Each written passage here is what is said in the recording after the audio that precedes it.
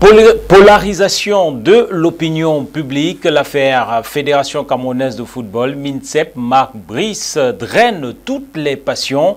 Un sujet qui est au cœur des polémiques, qui est au cœur des controverses, au cœur des conversations dans l'opinion sportive camerounaise. Une situation qui d'ailleurs déborde les frontières du Cameroun. Sociologie ou autopsie de cette situation qui a créé d'ailleurs un certain nombre de néologismes, notamment les églisiens et les hiboux de l'autre côté, pour caractériser donc ces deux camps qui se divisent sur la question de l'entraîneur à la tête des Lions indomptables du Cameroun. Nous revenons ce soir dans le cadre de cette production sur cette polarisation qui divise donc les opinions au Cameroun. L'affaire Marc Brice ou l'affaire des extrêmes en termes d'opinion au Cameroun est au cœur du débat dans cette édition. Dans cette édition aussi, nous revenons sur la première sortie des Lions U17 du côté donc du Maroc pour la Coupe d'Afrique des Nations, qualificative d'ailleurs pour la prochaine Coupe du Monde, des Lions U17 qui ont été battus, un peu comme d'habitude diront certains, par le Burkina Faso. C'était la première journée dans leur poule. Comment comprendre donc cette contre-performance et surtout ce côté bête noire que représente le Burkina Faso pour cette catégorie chez les Lionceaux? Nous en parlons dans cette édition et puis nous terminerons avec la 17e journée du championnat Elite One et les grandes leçons qu'il faut tirer de cette 17e journée, avec deux équipes qui continuent à faire la course en tête. Colombe d'un côté et à 4 longueurs derrière, Gazelle Football Academy. Madame, monsieur, voilà pour le menu. Et pour parler de tout cela, nous sommes accompagnés de quelques figures bien connues. Yannick Reno-Kwakab, dans sa posture de consultant, eh bien là, lui qui voudrait faire un clin d'œil à une certaine Madame Ndjok, et de l'autre côté, qui a le cœur plutôt en pleurs avec le décès de ce consultant bien connu sur la place médiatique, Fabien Bobouf, à qui nous disons tout simplement que l'âme repose en paix. Bonsoir Yannick Reno. Bonsoir mon cher Eric Martial Djobo. Commençons déjà par la triste nouvelle. Parce que voilà, c'est avec cette nouvelle que nous sommes réveillés très tôt ce matin, ce jeudi 2 avril 2025. On a cru à un poisson d'avril, mais le poisson d'avril c'était la veille. Et donc ce jeudi, on a appris la nouvelle de Fabien Bobo, illustre consultant et analyste des questions de sport et de football en particulier. C'est vrai que de façon générale, de prime abord, les positions et les avis ne sont pas toujours, les opinions ne sont pas toujours partagées, parce que voilà, il avait cette tendance-là à défendre, on va dire, la Fédération camerounaise de football, Samuel Eto'o-Fils, et de l'autre côté, nous avions plutôt une autre position. Voilà, mais ça faisait partie de ce jeu, en quelque sorte, de ce jeu dans l'espace médiatique. Et Le cœur du débat ce soir. Eh ben oui, justement. Au-delà, comme je l'ai tantôt dit, au-delà de ces différentes positions que Fabien Bobo pouvait adopter, il faut dire que je l'ai connu pour la toute première fois. C'est-à-dire, je l'ai rencontré pour la toute première fois sur un plateau de télévision. Et c'était la dernière fois même que je le voyais, il y a deux semaines. Voilà, c'était le 23 mars 2025. Et de prime abord, je me suis dit, ce monsieur, il est très tenace et le débat sera certainement dur. Mais on a commencé par des blagues, par des vannes, on s'est petitillé et avant l'émission, on se promettait des choses sur le plateau. Finalement, après l'émission, on s'est retrouvés en train de rire, de rigoler, s'amuser et dire vraiment, ça va très vite l'émission aussi. Hein.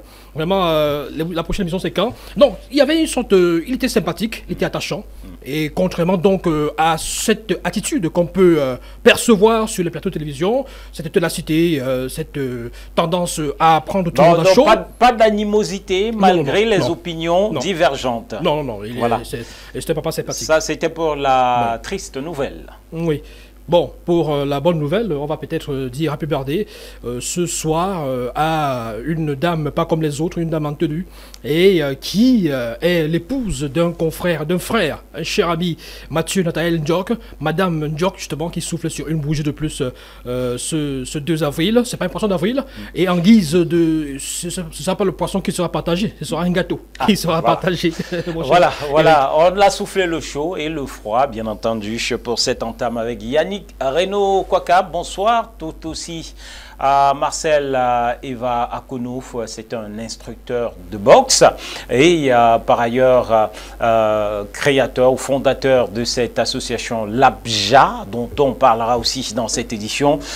Mister Akonou, bonsoir et bienvenue. Bonsoir au panel, bonsoir Eric, bonsoir aux différents jeunes parlementaires qui me regardent ce soir. Bonsoir à toute l'équipe technique administrative de ABJA, dont je suis très heureux d'être là ce soir. Et très bien. Je crois que ensemble, nous allons mieux nous comprendre. Allez, bonsoir aussi et bienvenue à ce jeune reporter ou dans Longue qui officie notamment du côté de RSI, il y a un présentateur notamment de la célèbre émission Gueule de Sport, Jean-Pierre Kefak. Bonsoir à vous et bienvenue. Bonsoir Eri Massanjomo, bonsoir Yannick, bonsoir au coach Akono qui est là, bonsoir à tous les téléspectateurs qui nous regardent en ce moment. Et c'est toujours avec beaucoup de plaisir qu'on retrouve, on peut se retrouver sur votre plateau. On espère qu'on sera comme d'habitude à la hauteur des attentes de vos téléspectateurs. Je ne saurais vous renvoyer la parole sans aussi m'incliner devant la mémoire de Bobo Fabien, qui était un père, un grand frère, un aîné qui m'a aussi accompagné à plusieurs reprises dans mes émissions en tant qu'intervenant. Puisque vous le savez, la plupart des temps, on sollicite souvent les interventions des analystes de sport comme eux, comme les Yannick qui nous accompagnent au quotidien. Et lui, il était, quand il le pouvait, chaque fois, il n'hésitait pas à me donner un coup de main, parfois en direct, sur le plateau, parfois par téléphone depuis Yaoundé. Il passait des heures scotché au téléphone à faire des analyses dans mon émission que vous avez dit tout à l'heure que je présente.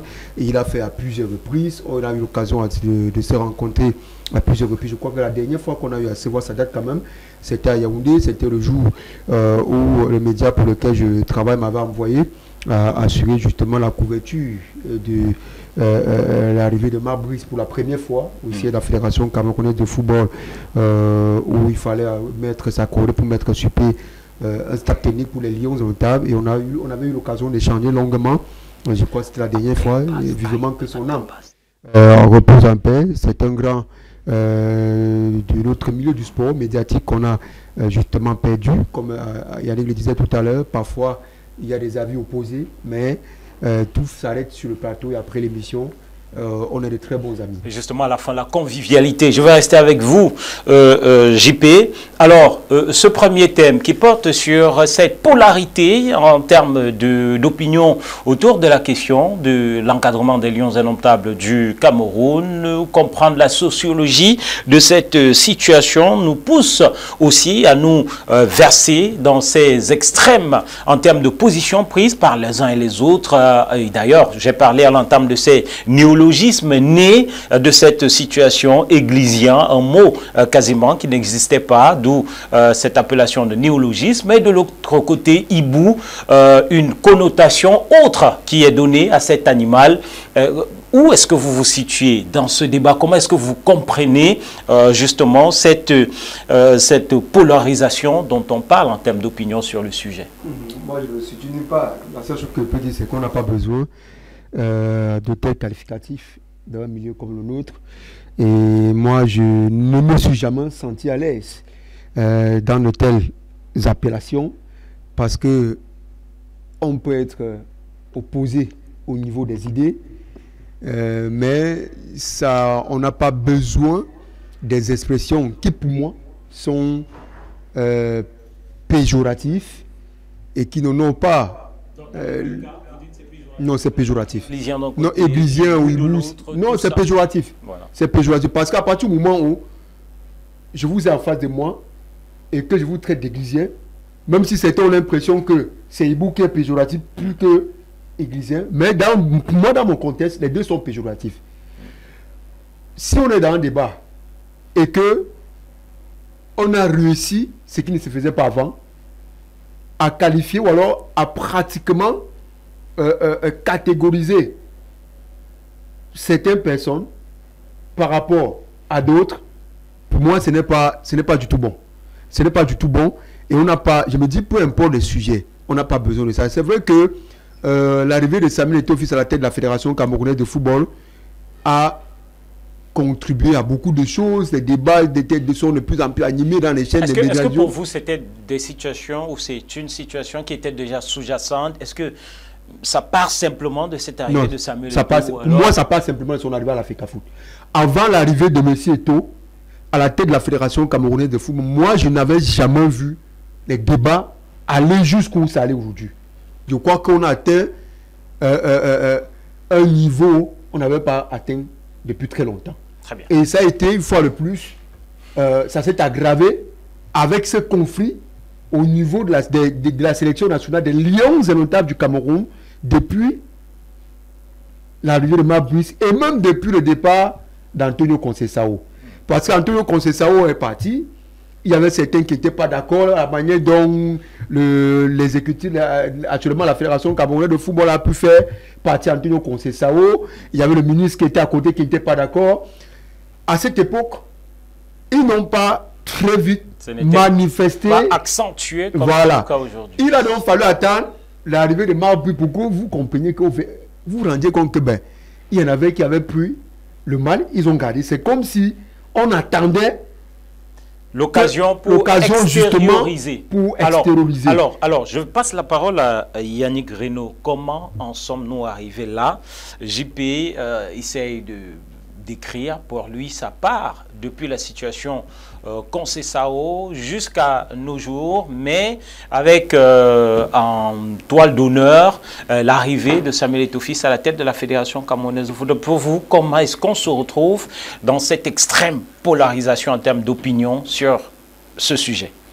Oui, il faut dire, déjà préciser à JP que la contestation, le débat houleux a toujours existé par le passé. C'est vrai que oui, on peut aussi être d'accord du fait que ça n'a pas forcément été dans ce genre d'extrême, parce qu'aujourd'hui il y a clairement deux camps, qui s'identifient, avec des noms d'oiseaux de part et d'autre, parce qu'aujourd'hui le président de la Fédération camerounaise de football, qui s'appelle Samuel Eto'o-Fils, par le passé n'était pas forcément un acteur flagrant, visible dans le milieu, c'est-à-dire que il était à l'époque beaucoup plus footballeur, capitaine, et donc la situation n'était pas comme celle d'aujourd'hui. Aujourd'hui qu'il a pris les devants et qu'il s'est installé à la tête de la Fédération camerounaise de football, on ne va pas revenir sur certaines choses ou des faits qui lui sont attribués par le passé, c'est-à-dire le fait de tirer forcément, de forcément téléguider des choses à distance par le passé.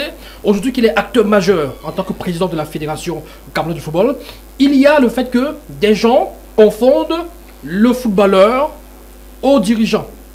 Donc, pour beaucoup de personnes, on ne touche pas à la star que fut Samuel Eto'o-Fils, on ne touche pas au footballeur, mais ces personnes ne comprennent pas que le footballeur d'hier, en fait, est devenu le dirigeant d'aujourd'hui, donc soumis forcément à la critique, soumis aussi aux différents reproches qu'on a pu faire par le passé aux uns et aux autres. Parce que vous, Rima, vous êtes un journaliste assez expérimenté. Vous avez connu les époques de Iya Mohamed, vous avez connu il y avait cette sorte de matraquage dans les médias aussi contre Iya Mohamed à un moment donné, et même par la suite, Tanguy Aroko qui avait pris le relais. Peut-être pour bien préciser ce que vous essayez de dire, c'est qu'il y avait cette polarisation du genre MINSEP, soit vous étiez pour le MINSEP, soit vous étiez pour la FECAFOOT sur différents sujets.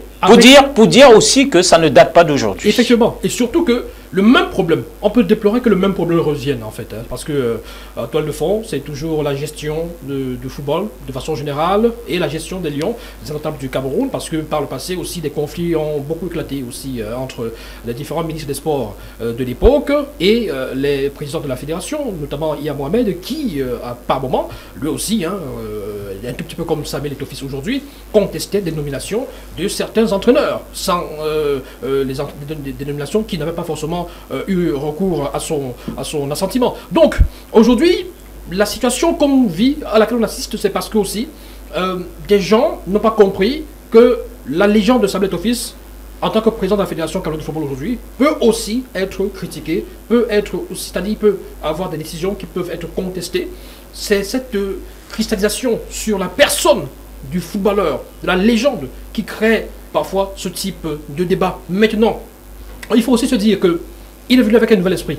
Ça, il faut aussi l'apprécier. Parce que lui, il arrive dans un système auquel il a souvent participé, il a contribué, ça il faut le dire, il a bénéficié de ce système-là. Parce que par le passé, Samuel Eto'o également, il a contribué à des nominations des entraîneurs qui ne sont pas forcément passés par la fédération, c'est-à-dire que des nominations qui sont pas, on prend le cas de Sidorf et bien d'autres encore. Par le passé, il était d'accord sur le fait que le ministère des Sports, l'État, peuvent nommer l'entraîneur et que c'est même leur rôle régalien. Mais aujourd'hui, qu'il est président de la fédération, il pense peut-être qu'il faut changer des choses et donc on se retrouve dans un cas de figure où lui qui soutenait ces choses-là par le passé, aujourd'hui, il veut que ça change et il se confronte justement au ministère des tutelles qui lui dit « Non, monsieur, c'est nous qui donnons de l'argent, c'est nous qui... » Donc, pour dire, le discours d'hier n'est pas celui d'aujourd'hui et donc cette sorte de bipolarité dans les prises d'opposition relativement, parfois au même sujet, pour vous à contribuer à cette situation. Je prends la première réaction de Akono Eva Marcel.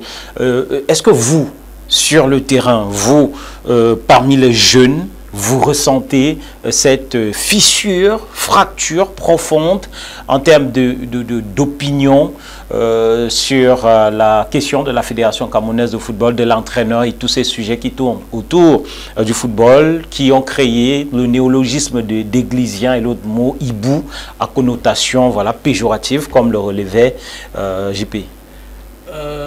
Je vais répondre à cette question, mais d'une autre façon, vous allez, peut-être certaines personnes vont me comprendre. Vous savez, le hibou, c'est un oiseau qui est toujours pris dans des choses pas bonnes du tout. Qui ne sort que la nuit. Et vous savez, au village, généralement, c'est là où nous voyons plus ce genre d'oiseau, n'est-ce pas? C'est un oiseau de mauvais augure. Exactement. Maintenant, quand on parle d'hibou, quand on parle d'église, vous allez voir que c'est deux entités carrément opposées. Parce qu'un côté, nous avons le diable, un côté, nous avons Satan, nous avons, entre parenthèses, Jésus, l'église, n'est-ce pas? Bon, maintenant, ce que nous devons comprendre, c'est que ce combat, ce n'est pas un combat physique. C'est un combat spirituel. Et ça fait en ce que... C'est pourquoi vous allez constater, il y a plusieurs personnes qui en pâtissent. Donc, c'est un combat physique qui prend même certaines personnes. Je ne vais pas entrer dans certains détails, mais c'est juste pour vous dire quoi? C'est pour vous dire que nous regardons avec les yeux, les deux yeux, les yeux des humains. Mais c'est plus profond que cela. Wow. Donc, pour dire quoi? Pour dire que ici, le nerf de la guerre, nous connaissons le nerf de la guerre, c'est l'argent. Les enfants vont jouer ainsi de suite. Ça, c'est juste... ça fait partie des cartes, ça fait partie des pions du damier. Mais l'objectif premier ici, ce sont les intérêts. La preuve en est que vous avez vu, après, il y a eu des orientations en ce qui concerne les fonds.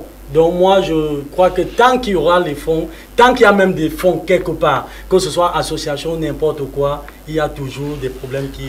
Pourtant, les fonds, il y en a toujours eu. La vision métaphysique de la situation, pour ce qui est de cette intervention de Marcel, voilà, c'est sa vision, c'est sa perspective. Alors, on va prendre l'avis d'un spécialiste, lui qui est justement dans l'aspect de la préparation mentale en matière de sport, de haut niveau. Patrick Ognier nous a retrouvés sur ce plateau. Bonsoir à vous, Patrick. Alors, Patrick, d'où partons, où va-t-on avec cette fracture?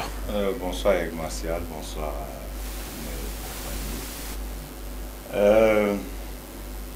Où allons-nous? Il faut déjà savoir d'où on vient. Ce sont les deux questions. Voilà. Je veux dire que nous sortons d'une crise, d'une alliance entre l'Africa Foot et l'UNICEF qui ne vise que les victoires des Lions comme étant l'élément phare de notre football. Et on va dire qu'elle ne vise que le succès ou alors la professionnalisation de notre football. Maintenant, il y a chacun qui a ses moyens, il y a chacun qui a sa politique. Et où allons-nous? Justement, il y a ce que on peut considérer comme étant les conservateurs et les progressistes. Ah, d'autres appellations Bien qui sûr. collent aux deux situations. Bien sûr, parce que Bon, entre Églisien, Ibou, qui est conservateur et qui est on progressiste. peut dire que les conservateurs, ce sont ce qu'on appelle les hiboux, et que les progressistes, qui sont, qu'on peut aussi appeler révolutionnaires, parce qu'ils veulent changer les choses, sont les Églisiens. Parce qu'ils ont à leur tête un pasteur vénéré.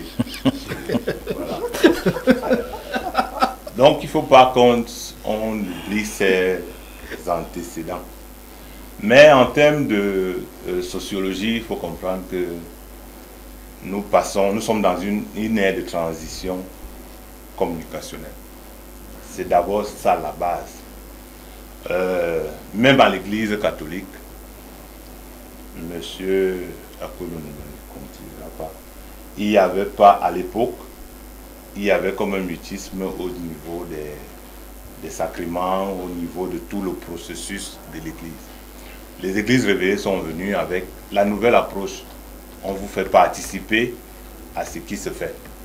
On vous fait comprendre, on vous explique ce qu'on ne faisait pas chez nous. Dans le football aujourd'hui, le management est devenu quelque chose qu'on peut croiser au bord de la rue, c'est-à-dire que chacun a une idée de comment les choses se font.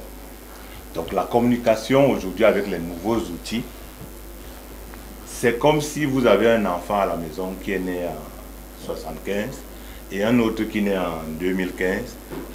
La manipulation du simple téléphone n'est pas la même. Donc, monsieur le pasteur, monsieur Etofis, arrive avec ses outils à lui. La communication, elle peut être désordonnée, elle peut être non encadrée, mais il a la communication qui lui permet d'haranguer les foules, de soulever les montagnes, de croire qu'il va renverser même le serpent.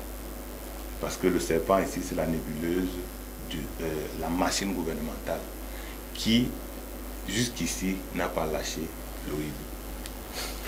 Là, il faut être clair là-dessus. Donc, on va arriver à un point de cassure. Et ça, c'est là où on va. tout le monde, oui, tout le monde devra mettre de l'eau dans son vin. Mais la vérité va rester la même. La loi, c'est les textes. Et est-ce que tout le monde...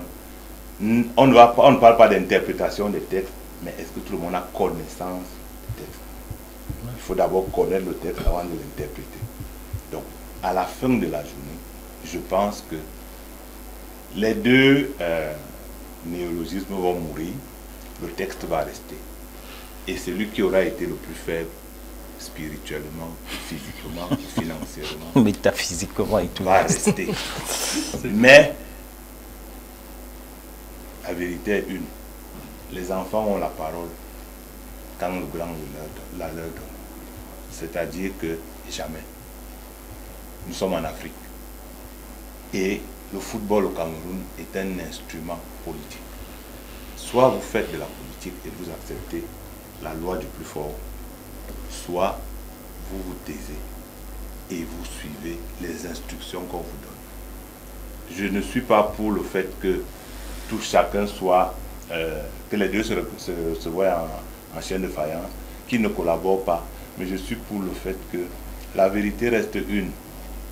Et qu'aujourd'hui, s'il faut repenser le football camerounais, comme le dit un slogan, redonner au football sa grandeur, il faut qu'on aille à la base, pas au sommet. Très bien. On ne construit pas une maison par la toiture, on commence par la fondation. Le football camerounais aujourd'hui est cristallisé par l'équipe A. Que se passe-t-il de nos écoles de foot?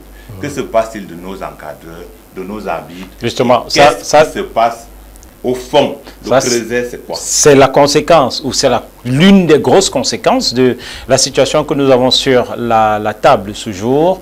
Alors, est-ce qu'on pourra un jour arriver à mettre un terme à cela? Oui, pour Patrick, qui pense qu'il y aura un point de cassure et de jonction des deux options présentées ce jour. Mais pour beaucoup, la fracture au niveau sociétal, la fracture au niveau de la société est telle que beaucoup de choses semblent peut-être irrattrapables au vu de ce qui est observé sur le terrain au quotidien, Yannick. Oui. Alors, je vais peut-être emboîter le pas à Patrick, qui parlait des textes, de la connaissance des textes, parce qu'il faut le dire, c'est également le nœud, c'est l'un des nœuds du problème. Mais je vais ajouter aussi le contexte, parce que tous les textes qu'on va faire ça et là, ça dépend aussi des contextes. Et ça dépend aussi des usages en vigueur dans un contexte bien précis. La vérité, en France, n'est pas la même au Cameroun. Au Cameroun, comme dans beaucoup de pays africains, et contrairement à beaucoup de pays européens, occidentaux de façon générale, c'est pas Jean-Pierre qui va me le contredire, parce que je le regarde là, il me regarde avec des yeux. Et on a l'impression qu'il est hibou, alors qu'il n'est pas un hibou. Jean-Pierre, je te taquine un tout petit peu. Et d'ailleurs, il a dit dès l'entame, il est très mal à l'aise avec, effectivement, avec cette... Oui, justement.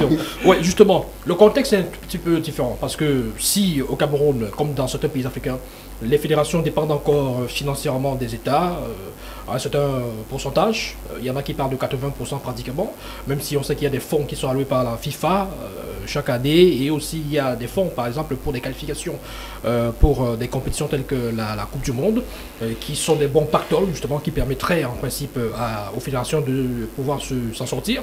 Mais il faut quand même dire que ce que nous constatons depuis que nous suivons ces affaires, c'est que pratiquement chaque saison, l'État subventionne la Fédération camerounaise de football à hauteur de pratiquement 1 milliard sur le plan de l'organisation, ne serait-ce que du championnat, première, deuxième division.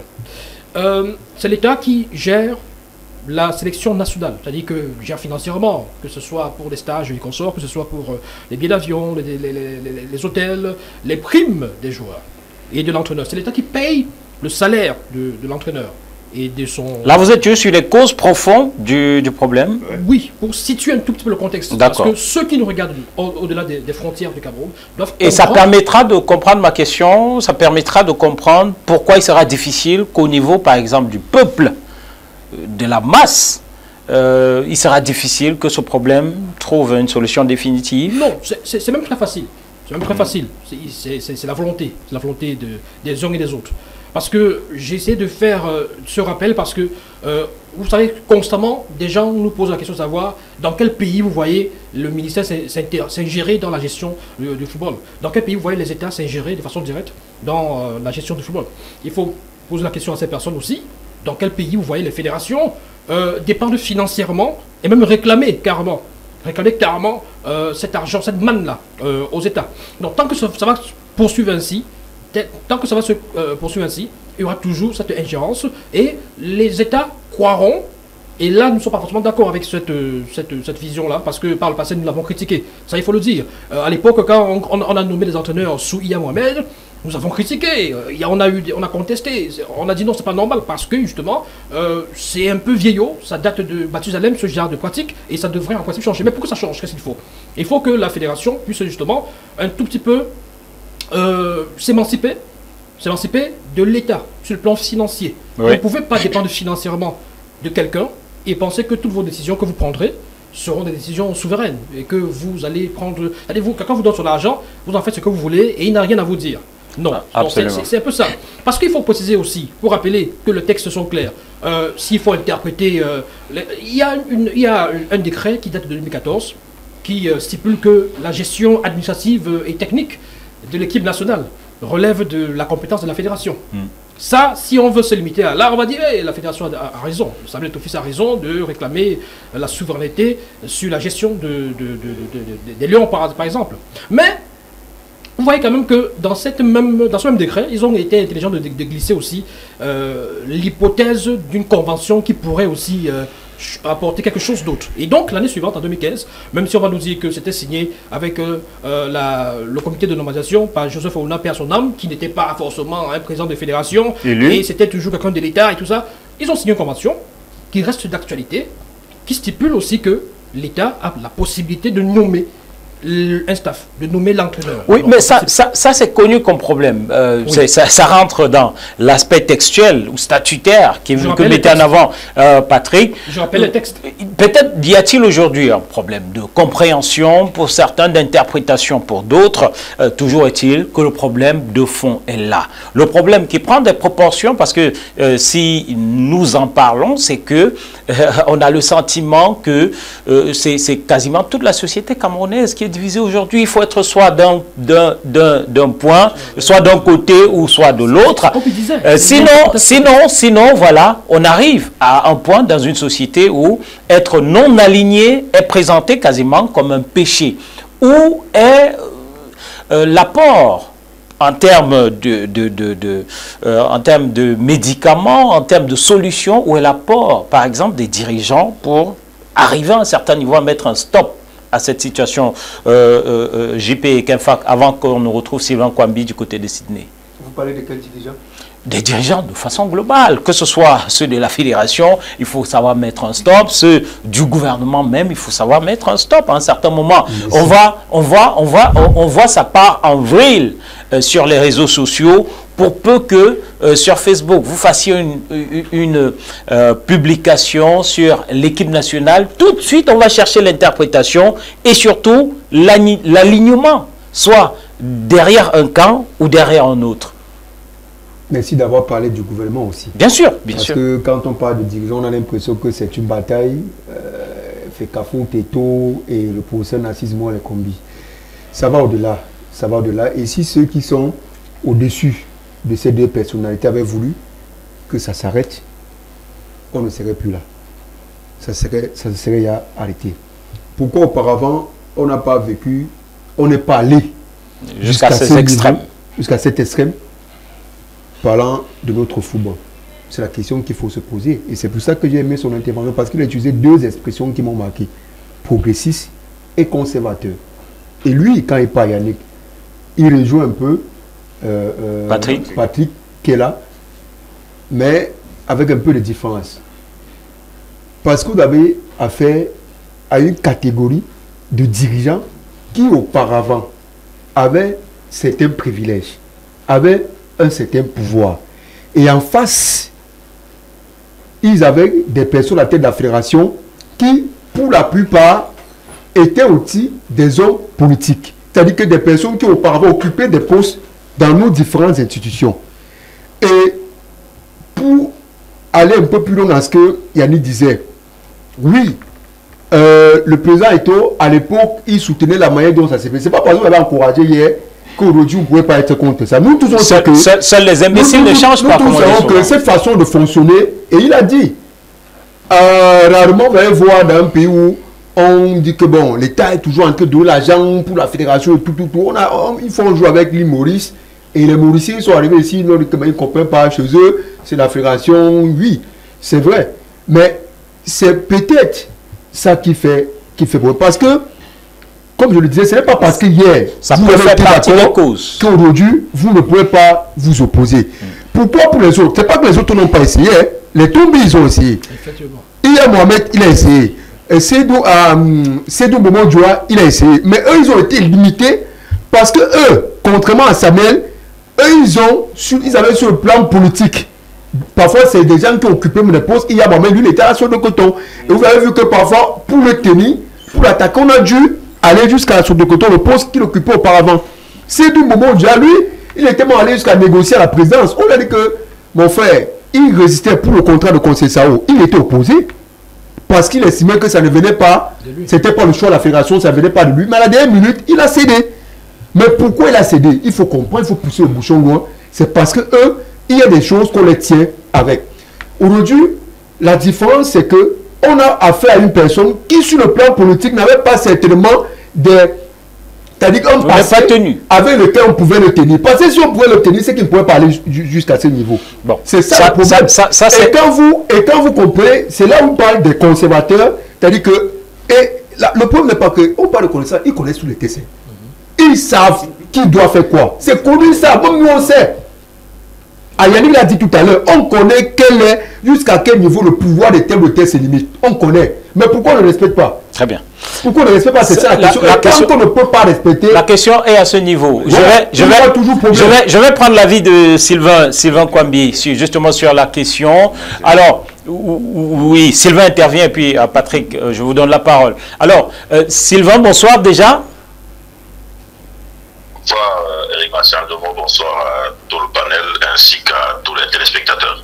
Alors, Sylvain, sur la question, vous nous trouvez en avancée quelque peu avec le débat. Est-ce que aujourd'hui, justement, pour calmer les ardeurs des uns et des autres, sur la base de ce qu'on écoute sur la place publique, sur la base de ce qu'on lit sur les réseaux sociaux, est-ce qu'un camp ou un autre peut appeler ses partisans, par exemple, à ranger les armes, à baisser le ton, à être moins insultant, par exemple, dans les prises d'opposition?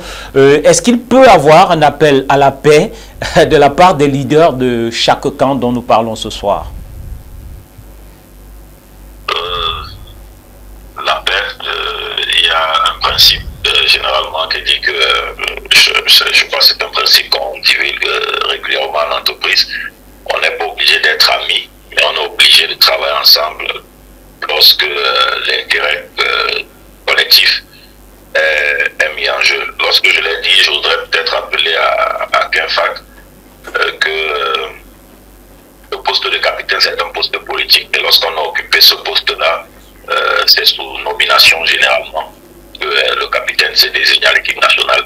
Allez comprendre ce que je veux dire par là pour ceux dont on prétend avoir eu des postes et qui étaient incapables de faire la guerre.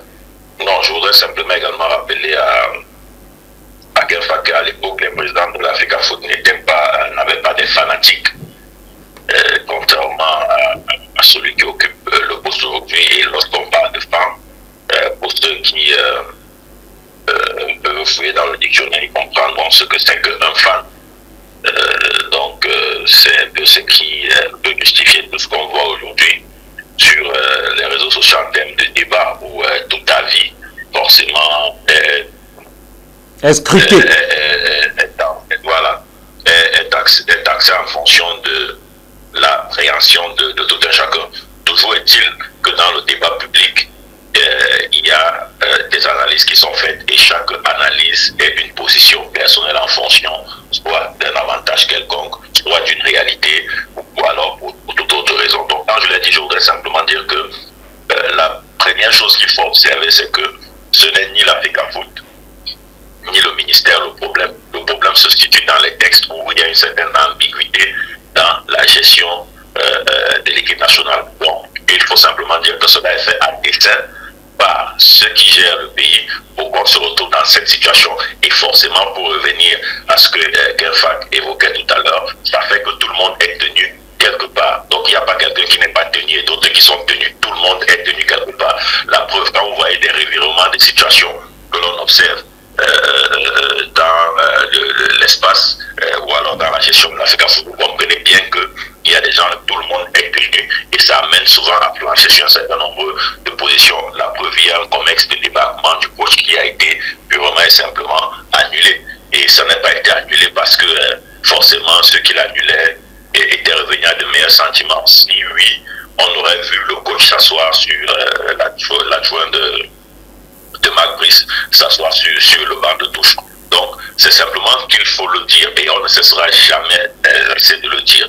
On est dans une situation de fin de règne, dans une sorte de nuit à long couteau où chaque camp, à l'intérieur du système, se bat pour la question de la succession et chacun utilise les armes qu'il faut pour aller dans ce combat. Donc, ce n'est pas un combat qui montre que le ministre est plus fort ou que Samuel Eto'o est plus fort. Personne n'est plus fort ou moins fort que l'autre. C'est un combat à l'intérieur du système où les personnes d'un même système se battent pour la question de la succession. Et cela a des implications sur l'espace public.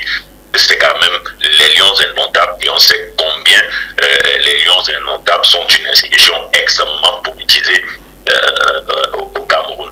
Et cette sensibilité a fait que les Camerounais qui n'ont que ça comme sorte de religion sont obligés de subir et de se lancer dans les débats en fonction des intérêts des uns et des autres, comme je l'expliquais. Donc un appel à la paix, il faut simplement dire que c'est du leur. Le seul intérêt qui à un moment puisse appeler les deux parties à se, entre guillemets, peuvent être appelés à baisser un tant soit peu la garde, c'est lorsque l'intérêt général est mis en avant, particulièrement les qualifications des Lions indomptables pour les différentes compétitions.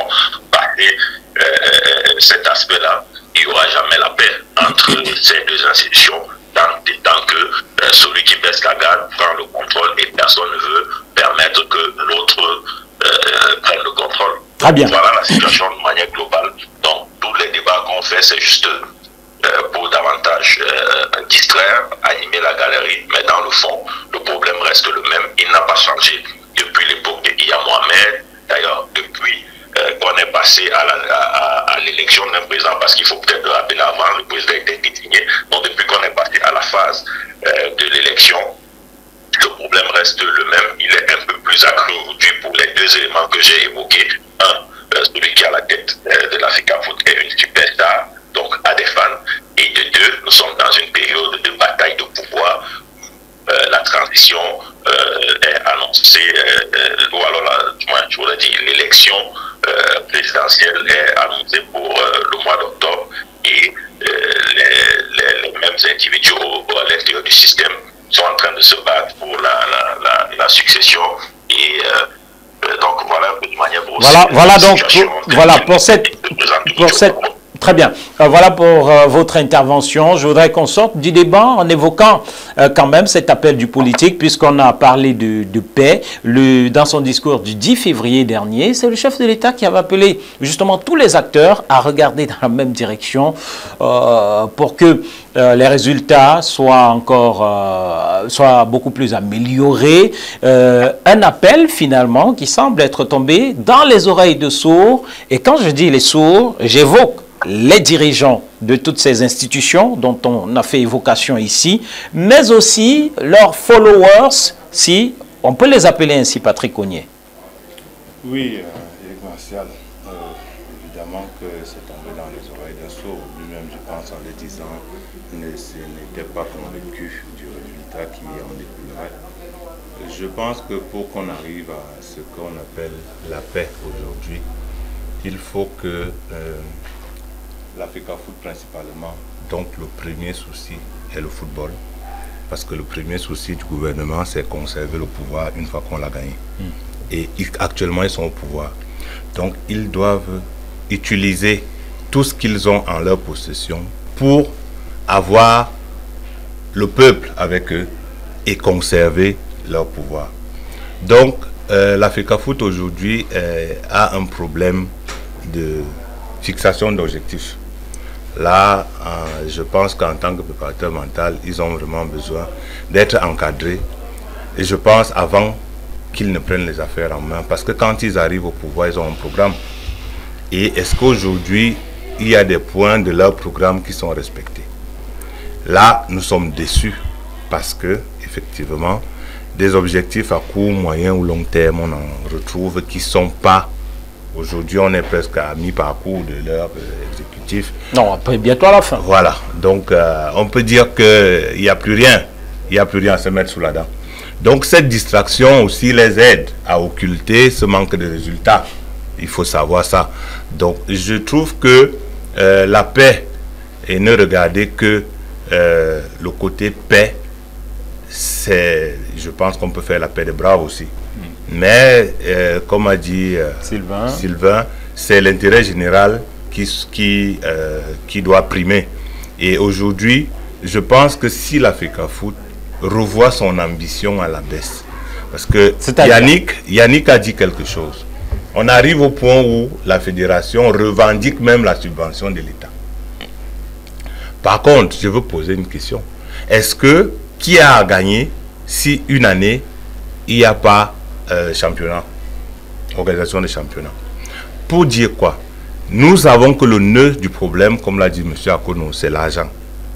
Et spirituellement, nous ne pouvons pas combattre l'ogre qu'est le gouvernement. Revoyons nos objectifs à la baisse.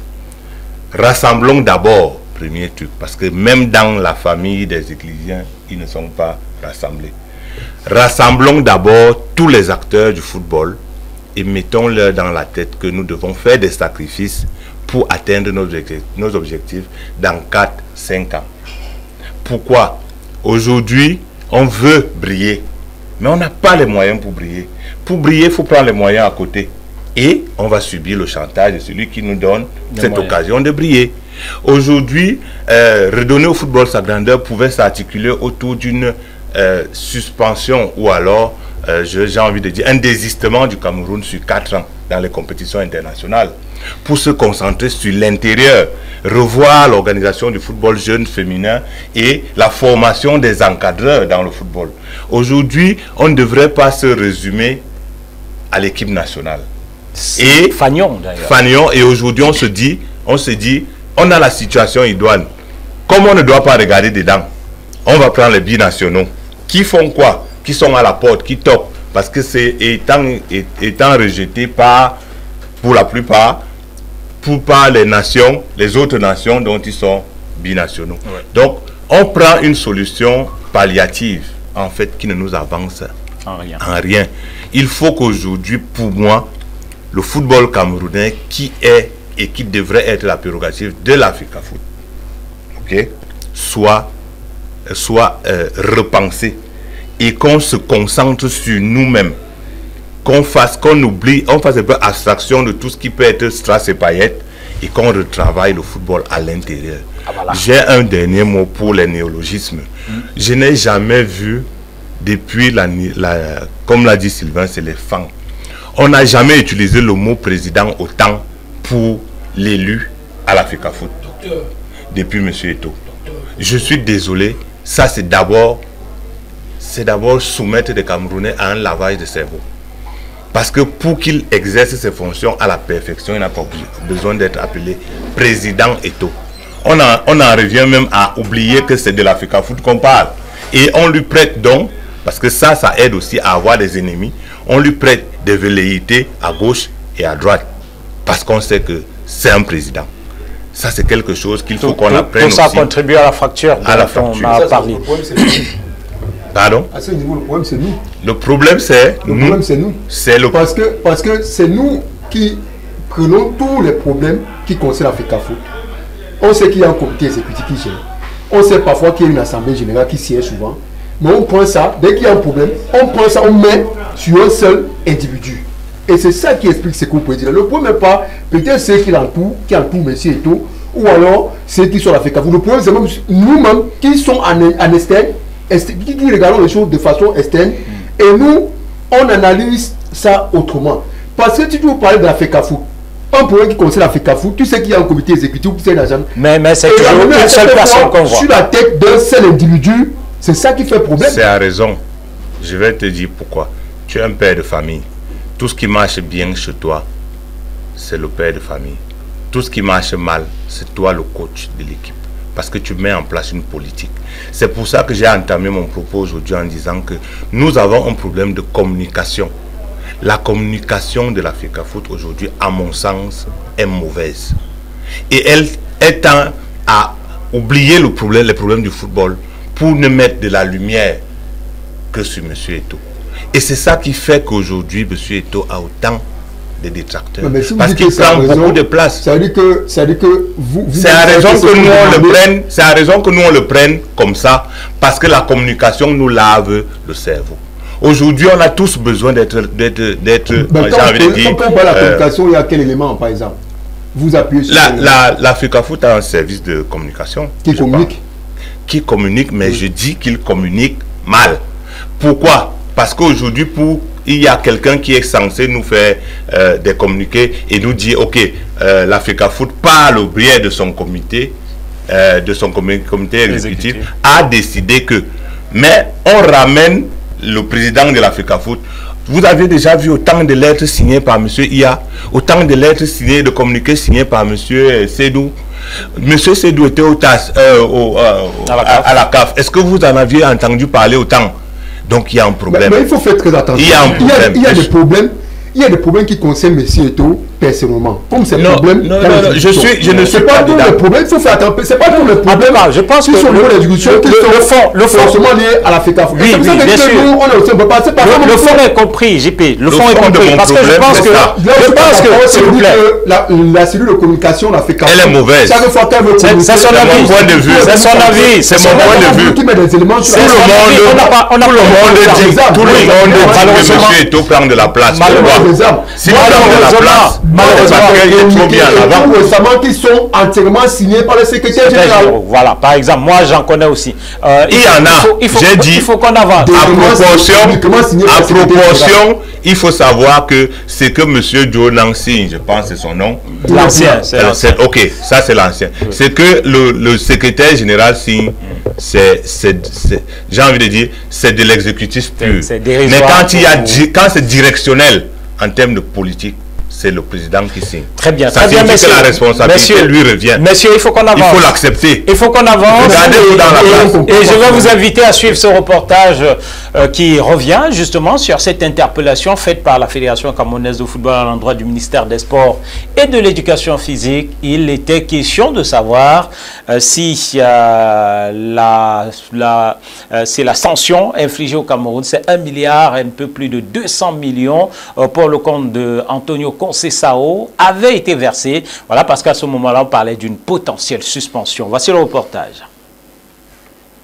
Following a decision handed by FIFA on the 7th of this month, ordering FECAFOOT to pay the sum of 1 billion francs CFA to Cameroon's former head coach Antonio Conceição, FECAFOOT President Samuel Eto'o Fils, having a letter demanded proof of payment from the Ministry of Sport and Physical Education before FIFA sanctions are applied. In the letter sent recently, Eto'o requested from the body proof of payment by the state of Cameroon of the said sum to Antonio Conceição, stating that as at the time of the letter being sent, no payment has been confirmed to be made. He also cited that in accordance with the aforementioned decision, the 30-day deadline of its execution expires on March 24th, 2025, after which additional sanctions could be taken against FECAFOOT by FIFA Disciplinary Committee, including the withdrawal of points in competitions organized by FIFA, in particular the FIFA 2026 World Cup qualifiers. It should be noted that the state had opted to assist FECAFOOT in paying the said sum demanded by Antonio Conceição's council under the instructions of FIFA Disciplinary Committee, and judging from the letter, payments of the fund might have not been made, which exposes Cameroon to an imminent FIFA sanction. The Ministry of Sports and Physical Education is yet to respond to the letter. Antonio Conceição was appointed coach of Cameroon back in September 2019 and led the Indomitable Lions to third place at the 2021 AFCON held in the country before his contract was terminated. Voilà donc pour cette demande sur laquelle on ne reviendra pas parce que ça a fait l'objet du premier sujet que nous avons abordé. Deuxième sujet, on parle de cette entame difficile des Lions U17 dans la CAN de cette catégorie qui se déroule du côté du Maroc. Suivons tout d'abord ce reportage qui revient sur la défaite face au Burkina Faso. Cameroon's under-17 Lions have begun their 2025 Total Energies CAF Under-17 Africa Cup of Nations campaign on bad footing, suffering a 2-1 loss in their first Group B game to Burkina Faso this Monday. With a spectacular brace, Acharaf Tapsoba maintained his excellent form and made sure Cameroon, who are former champions, start their title challenge on a high note. Coach Alium Seydou and his squad endured a tough start and an intense encounter, conceding both of Tapsoba's first half goals due to defensive lapses that the opposition smoothly capitalized on. However, the Lions put on a good show throughout the match, but the young Stallions made the most of their chances. David Mimbang, best player of the 2025 UNIFOC tournament in Douala, pulled one back in the 75th minute to set up an entertaining finish to the match as the Cameroonians' pressure finally paid off. In the other Group B game, South Africa made a statement of intent at the AFCON tournament with a thrilling 4-3 victory over Egypt in their Group B opener on Monday night at Stade Labi Zaouli in Casablanca in a rollercoaster contest packed with drama, penalties and a red card. Cameroon, in the meantime, will have to put the disappointment behind them. Voilà, et pourtant, les Lions ont une belle préparation, une préparation avec des matchs amicaux remportés haut la main tournoi de l'UNIFAC, où ils avaient éclaboussé quasiment tous leurs adversaires. On regarde quelques éléments de la préparation des Lions indomptables U17 dans cet autre reportage.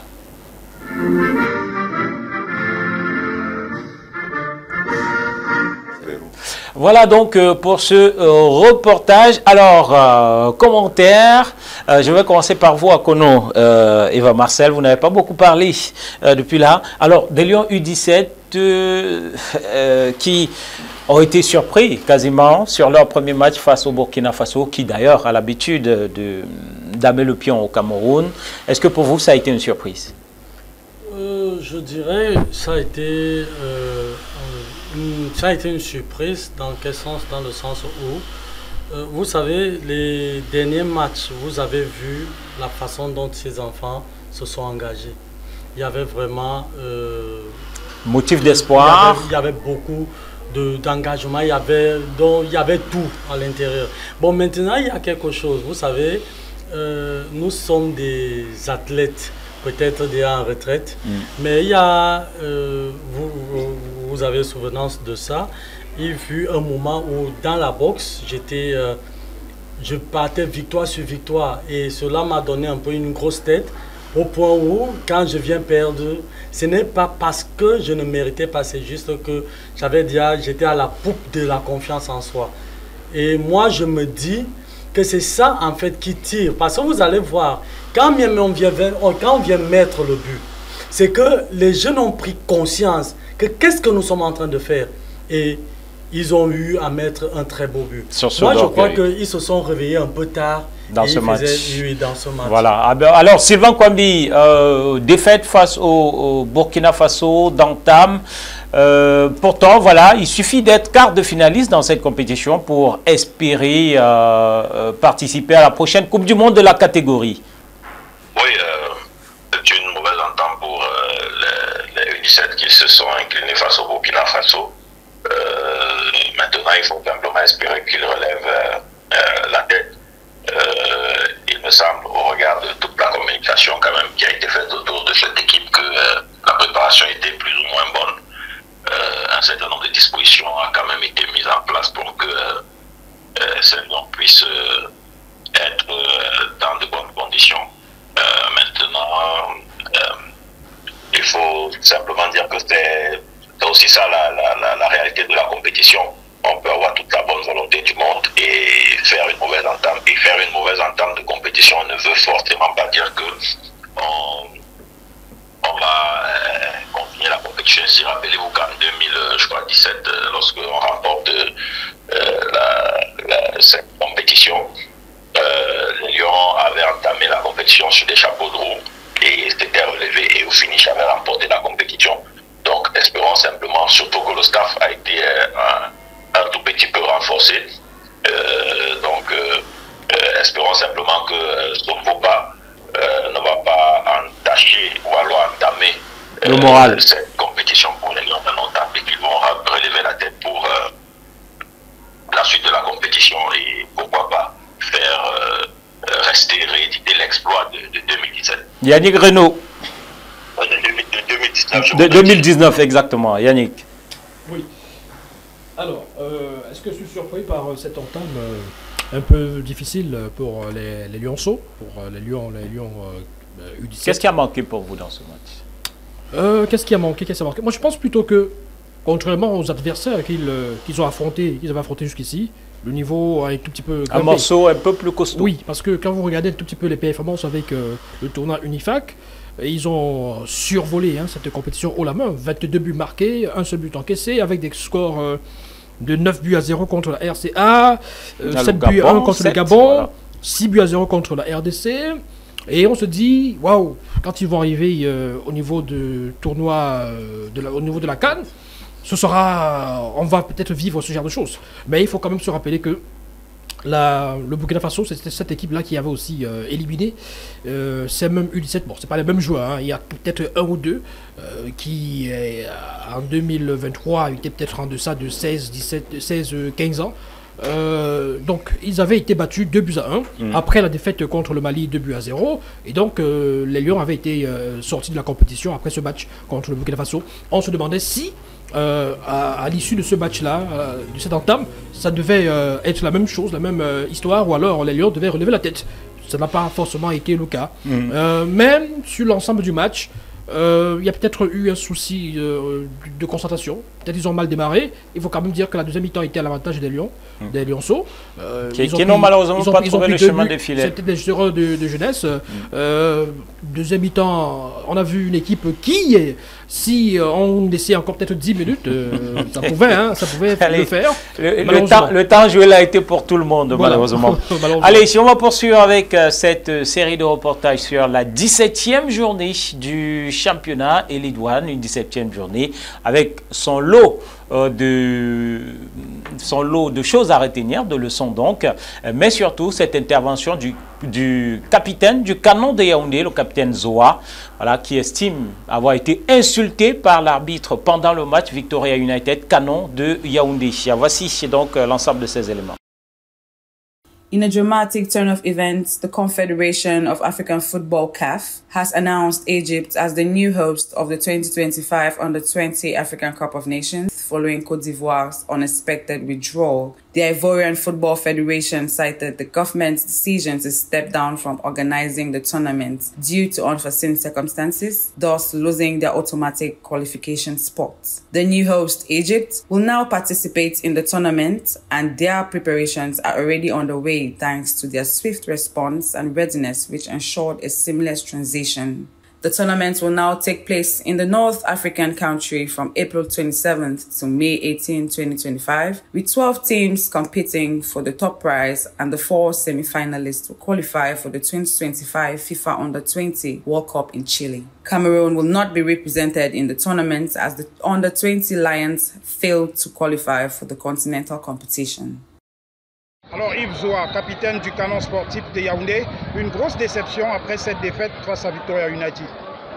Oui, c'est vrai que c'est une très grosse déception, mais moi j'exhorte le comité arbitral de souvent se déplacer quand il y a des matchs, parce qu'on ne peut pas jouer ce genre de match où les arbitres sont complètement penchants d'un seul côté. Vraiment c'est très décevant pour le championnat camerounais. J'exhorte monsieur le président de l'Africa Foot de se rapprocher souvent des matchs qui sont à l'extérieur, ou d'envoyer au moins certaines personnes, certains dirigeants vérifier vraiment les matchs qui se passent. Et Yves, est-ce qu'on peut dire que Canon est sorti du match à céder à la provocation face aux joueurs de Victoria United? Oui, vu que tout être humain a un côté orgueilleux. Donc je pense que ce match, notamment, a bien commencé, mais dès la 30e seconde, l'arbitre nous a montré vraiment qu'il n'était pas de l'autre côté, au point où l'arbitre m'insulte moi que ma maman. Est-ce que c'est normal pour quelqu'un qui est un dirigeant, quelqu'un qui est un éducateur, parce qu'un arbitre d'abord c'est un éducateur. Un éducateur ne peut pas se permettre de dire ce genre de choses. Donc vraiment je pense que c'est très décevant. Et comment vous allez faire pour pouvoir vous relever lors de la 18e journée? Étant donné que le championnat c'est pas un match, c'est vrai on a perdu un match, mais on sait qu'au prochain match on va se relever, on va continuer à travailler et à exécuter les conseils du coach. It was first versus second at the Military Stadium in Yaoundé as part of match day 17 games of the MTN Elite 1 Championship played over the weekend, with leaders Colombe Sportif of Jean and Lobo locking horns with runners-up Gazelle FA of Garoua at the summit of the MTN Elite 1 standing. Luke Amanbid scored the opening for the leaders before Marius Kalgon Keda for Gazelle FA put the two teams back on level terms. Colombe Sportif maintains its 4-point lead over its runner-up with 38 points as the season gradually comes to a conclusion.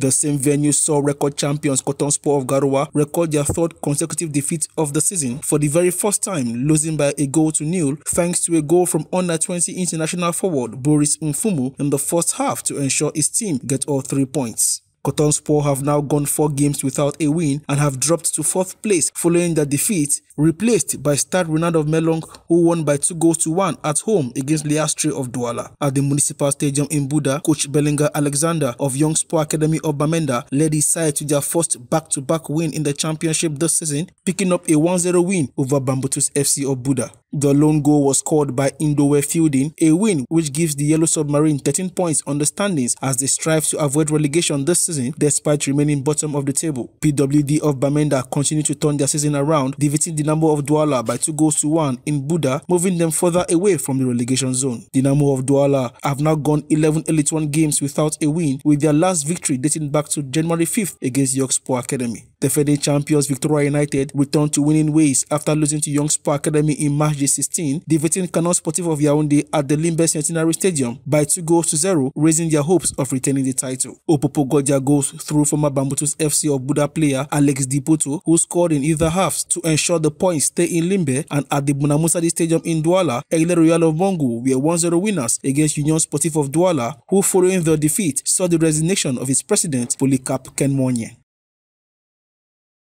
Dragon of Yaoundé have become the first MTN Elite 2 club to be relegated to the regional championship this season, following their heavy defeat against Avion Academy on Monday. The latest defeat made it 10th for the 1996 Cup of Cameroon winners, and this 10th defeat condemned them to bottom place in Pool B with just 6 points from a possible 36th this season. The relegation of the club is a massive fall from the standards of last season, during which they qualified for the promotion playoffs. Unequally, this relegation is a second in just 3 years for President Kamemax, as they lost their Elite 1 status in 2023 and only lasted 2 seasons in the MTN Elite 2 Championship. Dragon will drop to the Center Regional League and compete with other clubs in that division. The next 4 clubs after Dragon from the group will play the relegation playoffs, while the top 4 clubs will compete in the title playoffs. In the meantime, Kenmonge Polycarp has stepped down from his position as president of Union Sportive of Douala, citing financial constraints among other complaints. President Polycarp, who took the helm of the club's administration just over 3 years ago after long-serving President Frank Happy, resigned, thus leaving the club look for a new president. Union Sportive of Douala suffered their 9th defeat in 15 matches this Sunday and a dip in the relegation zone midway into this marathon season, in which 5 clubs will be relegated to the MTN Elite 2 Championship. The Nasaraga Maikai and winners of the MTN Elite 1 Championship in 2012 have never been relegated, but the way things are going this season, the side may see themselves drop to the second tier championship. They travel to Garoua next weekend for a showdown against high-flying second-place Gazelle before returning to face AS Fortuna that beat Coton Sport of Garoua this weekend and current leaders Colombe Sportif of Danja and Lobo.